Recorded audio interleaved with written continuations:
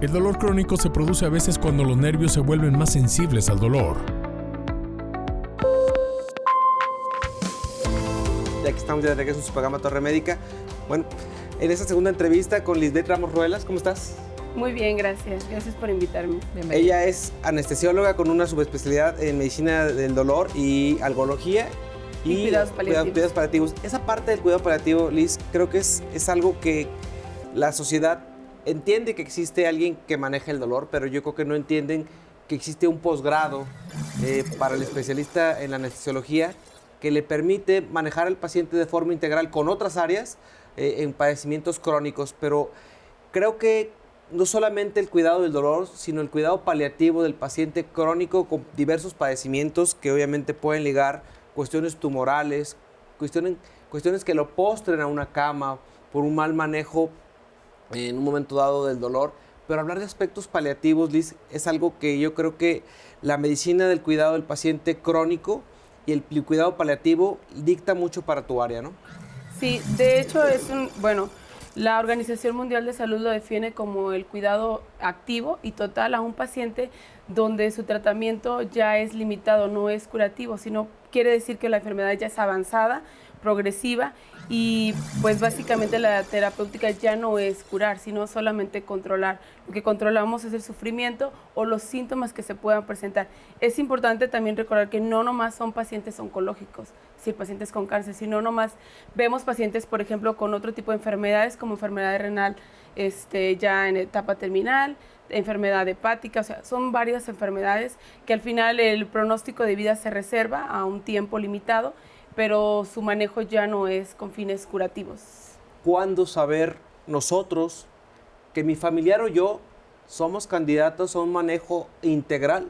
Y digo integral porque habrá aspectos que el especialista del área que diagnosticó en un momento dado al paciente debe apoyarse de un especialista del cuidado paliativo para llevar el manejo completo, desde aspectos nutricionales, complicaciones ligadas a esto por úlceras, otras condiciones que lo favorezcan.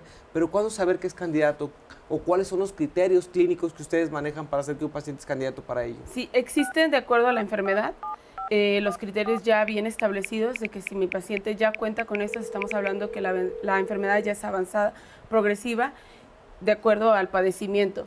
Y una vez que nosotros, al menos en nuestras unidades de cuidados paliativos, tratamos de que en cuanto se tiene el diagnóstico, sí integrar a la familia, porque de ahí parten muchas cosas. No nomás es el sufrimiento del paciente, sino también de los familiares. Y hacemos que se involucren totalmente con el paciente y con la enfermedad y cómo puede ir avanzando esto. Entonces siempre integramos a un psicólogo para que ellos también tengan esta terapia psicoafectiva para este padecimiento.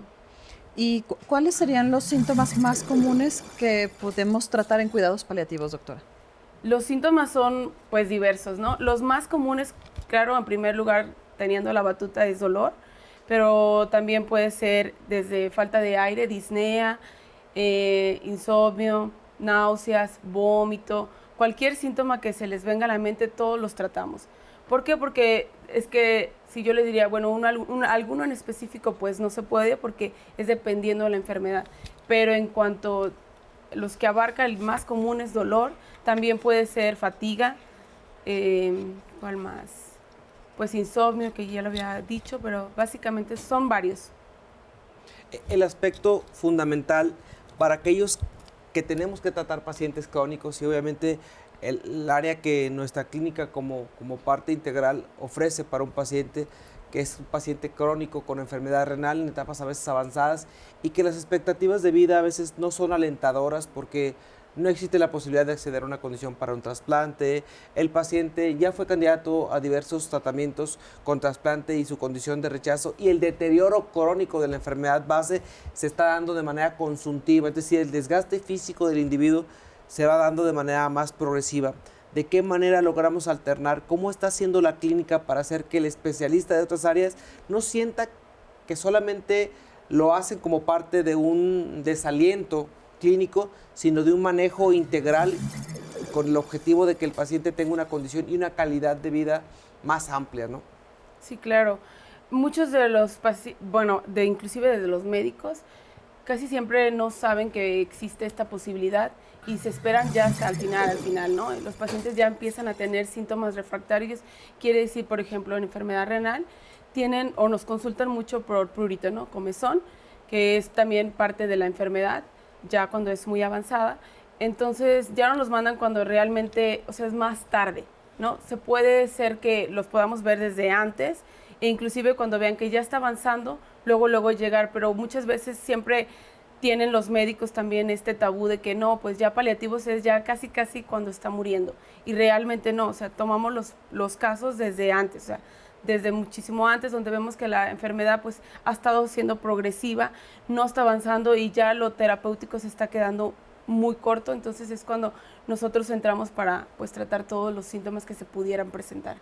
¿Existen criterios que socialmente pudiéramos definir o legalmente pudiéramos definir para que un individuo en condiciones clínicas en las que la progresión de su enfermedad se va dando de manera acelerada y nosotros familiares a veces anclamos al individuo a condiciones que no son más que favorables, ¿no? Y que vamos alargándoles esta sobrevida y que obviamente no tenemos el conocimiento teórico, no tenemos el conocimiento legal para saber que alguien puede decidir de forma anticipada cuál va a ser, de acuerdo a su voluntad, mientras su facultad cognitiva le permita tomar una decisión a tiempo, esta decisión la dejemos por escrito.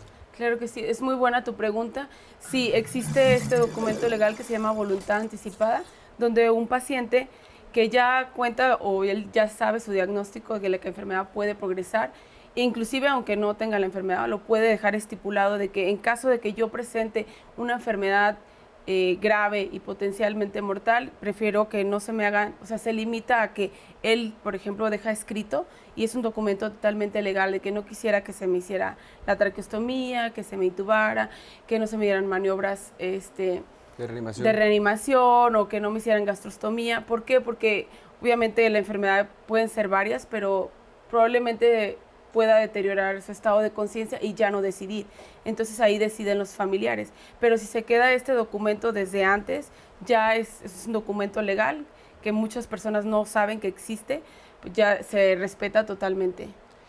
Esa parte, Liz, creo que es algo importante que la sociedad tenemos que entender, que así como dejamos testado, ¿sí?, y que establece a nivel nacional la recomendación, el mes de septiembre es el mes en el que todos podemos hacer un testamento. Las notarías se pusieron de acuerdo para que la gente no dejara un trabajo de resolver situaciones legales que encarece y que muchas veces se quedan en el olvido y que a veces bienes inmuebles y otras cosas, pleitos familiares no se quedan resueltos porque no nos atrevemos. Pero yo creo que la voluntad anticipada es un derecho al que todos podemos acceder y que de alguna manera el tener una condición, y para aquellos que vemos padecimientos crónicos y que sabemos que legalmente el cambiar este razonamiento podría sin lugar a duda hacer que la condición y el patrimonio muchas veces de las familias, cuando vemos una situación donde el familiar no querría estar postrado en una cama, no querría estar dependiente de una alimentación a través de una gastrostomía, no depender de una máquina para tener una respiración autómata, podríamos definir claramente que esta voluntad anticipada podría cambiar ciertamente el pronóstico. Entiendo que una clínica de manejo del dolor y el cuidado paliativo para un hospital tan importante como Hospital Country 2000 lo está haciendo y que se está esmerando. Al ir creciendo el Hospital Country 2000, fueron creciendo las áreas para cardiología, para cirugía, para oftalmología. Obviamente, el manejo anestésico de nuestro hospital ha evolucionado importantemente porque el equipamiento del hospital evolucionó ciertamente. Pero yo creo que la clínica del manejo del dolor y el cuidado paliativo le va a cambiar mucho el pronóstico, y el proponerle a la gente que hagamos una voluntad anticipada como si fuera un testamento, cambiará mucho el pronóstico de esos pacientes que de repente alargamos, ¿sí?, para un manejo emocional, para un manejo hasta espiritual. ¿Por qué? Porque lo dejamos por escrito, lo dejamos establecido y no le dejamos esa parte o esa responsabilidad que representa a los familiares. Claro. Y obviamente cuando de repente salta un documento que a lo mejor de puño y letra dejaste un fragmento por escrito en donde está establecido que yo no tengo la voluntad, y mayormente en alguien que pierde la conciencia, y tenemos casos clínicos de familiares y de gente que está ligada a nuestra área en donde se vivieron situaciones que fueron cruentas, pero ustedes como especialistas, ¿qué recomendación le darías a la sociedad que nos ve a través de este programa para que haga un documento de este tipo? Yo creo que primero es que quitemos el tabú de no hablar de la muerte, porque obviamente pues es lo más seguro, que ya lo había comentado. Entonces yo creo que eso es lo primero, y decidir, bueno, ¿tú qué quieres? Y sí me gustaría a mí dejarles claro que sí sería importante hacer la voluntad anticipada, y si no, porque se respete, porque al final cuando tienen estas situaciones en crisis, los familiares todos quieren tomar opiniones, ¿no? O tomar decisiones, y llega siempre esta sensación de que, ¿y si lo estamos haciendo todo? Porque ¿quién toma una decisión así, no? En una etapa así, ¿quién decide? Empiezan a pelearse, y es que tú decidiste, si está así es por tu culpa, porque tú decidiste, él no quería, no, él sí quería, pero si no lo hacemos, va a caer la culpa en mí. O sea, eso sí es un problemón, porque no se habla, y al final los familiares están ahí como que no se sabe ni quién tiene que llevar la decisión, si lo están haciendo bien, si lo están haciendo mal. Yo creo que es una forma de dejar tranquilo y un poquito menos peso a los familiares de tomar esa decisión tan importante, ¿no? Porque siempre me ha tocado ver pues pacientes que, y es que quizá él no quería esto, pero no va a caer en mi conciencia no hacerle eso, porque yo quiero hacerle todo, porque por si existe la mínima posibilidad, aunque ya la enfermedad pues esté muy avanzada y lo único que estemos haciendo es prolongar la agonía. Digo, son partes fundamentales que la gente tenemos que entender, y que la sociedad en general, el participar es un poquito de este conocimiento de la voluntad anticipada, nos permite quitarle de alguna manera ese tabú de algo que todos vamos a experimentar, y trascender es algo, hacerlo con respeto a la sociedad, es algo muy responsable de parte, y el hospital que crea un espacio como estos me genera una gran motivación. Vamos a ir a un corte comercial y regresamos. Continuamos.